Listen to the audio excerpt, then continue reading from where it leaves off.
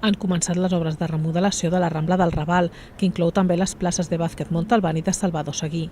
Els treballs, que van sorgir d'un procés participatiu, pretenen fer que aquest espai sigui més utilitzat pels veïns. Es renova tota la il·luminació de la Rambla del Raval, es posen elements de confort en el dia a dia, és a dir, una cabina de lavabo, per exemple, rentable, es posa uns nous jocs infantils, que és un ús que es necessitava, que hi hagués més espai de joc infantil, un espai per a joves també, és a dir, es potencien aquells usos que són de vida quotidiana, de la gent que hi viu realment al Raval.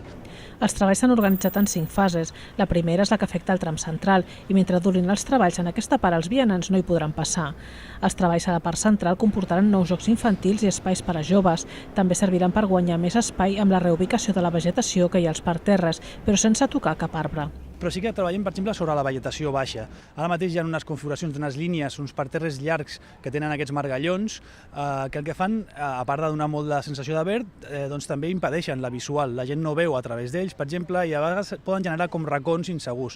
Això es repensa totalment, i així és com guanyem l'amplitud de l'espai.